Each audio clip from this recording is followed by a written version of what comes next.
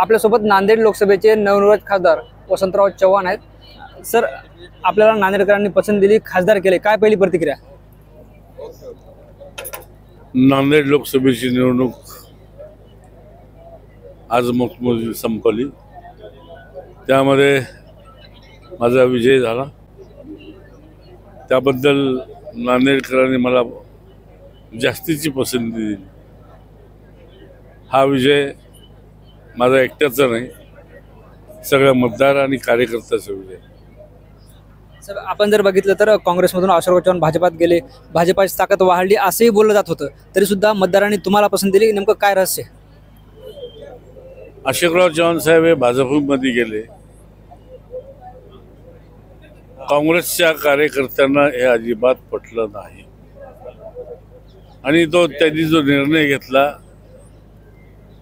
एकट्याने घेतला, सामूहिक निर्णय घेतला नाही। काही मोजके नगरसेवक आणि कार्यकर्ते त्यांच्या बाजूने गेले, पण सर्वसामान्य मतदार, सर्वसामान्य कार्यकर्ता आजही काँग्रेस पक्षामध्ये राहिला आणि काँग्रेस पक्षाला मतदान केलं। साहेब, जर आपण बघितलं तर भाजपाच्या उमेदवारासाठी नरेंद्र मोदी, अमित शहा, देवेंद्र फडणवीस यासह दिग्गज नेते जे आहेत ते नांदेडमध्ये आले होते। त्या तुलनेत काँग्रेसचे नाना पटोले सोडले तर कुणीच आलं नव्हतं। कसं आहे, मी उमेदवारी जाहीर केली, लोकांनीच ही निवडणूक मतदारांनी हातात घेतली। खरी परिस्थिती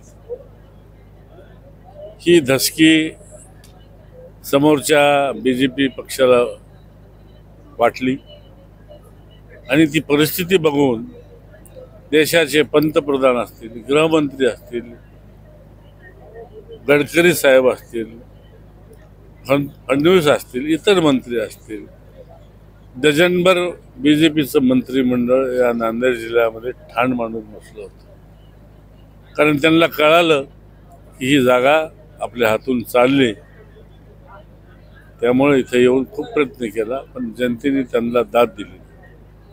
आपण जर यात बघितलं तर या लोकसभा निवडणुकीत मराठा आरक्षणाचा मुद्दा ऐरणीवर आला होता, काही जरांगे फॅक्टरचा काही परिणाम चांगला वाईट जाणवतो का? जरूर, जरांगे पाटलांनी मराठा आरक्षणासाठी, प्रमाणपत्रासाठी महाराष्ट्रामध्ये लढा दिला आणि त्यांना ह्या बीजेपी सरकारनं महाराष्ट्राचं एवढं सतवलं, शेवटी पदरामध्ये काहीच पडलं नाही। म्हणून जरांगे पाटलांनी जाहीर केलं निवडणुकीच्या काळामध्ये की बीजेपी सोडून तुम्हाला कुणालाही मतदान करा। शेवटी समाजाच्या लोकांनी नांदेड जिल्ह्यामध्ये, या महाराष्ट्रामध्ये आमच्या काँग्रेसला, राष्ट्रवादीला आणि शिवसेनेच्या बाळासाहेब ठाकरे गटाच्या उमेदवाराला प्राधान्य दिलं। साहेब, आपण जर बघितलं तर 2019 साली प्रतापराव चिखलीकरांनी अशोकराव चव्हाण यांचा पराभव केला होता। आता ते दोघंही सोबत आहेत। अशोकराव चव्हाणच्या भाजपात गेल्यामुळे चिखलीकरांना फटका बसला असं आपल्याला वाटतं का? खरं म्हणजे याचा फटका चव्हाण साहेब बीजेपी मध्ये गेले, बीजेपीचे उमेदवार प्रतापराव पाटील यांना जरूर फटका बसला असं मी म्हणेन। लोकांची नाराजी, लोक प्रतापराव आणि अशोकराव 10 वर्ष कधी एकमेकाला बोलले नाहीत। निवडणुकीपूर्वी प्रतापरावनी त्यांच्या फोटोला 1 महिन्यापूर्वी जोडे मारले।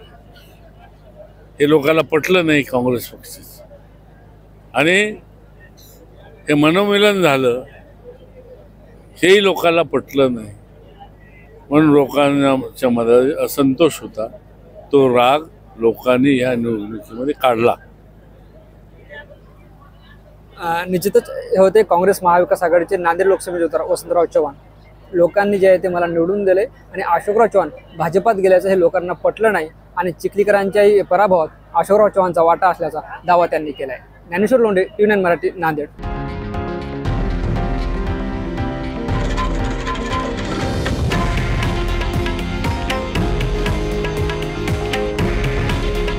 हे आहे देशातील नंबर 1 न्यूज नेटवर्क आणि आपण पाहत आहात TV9 मराठी.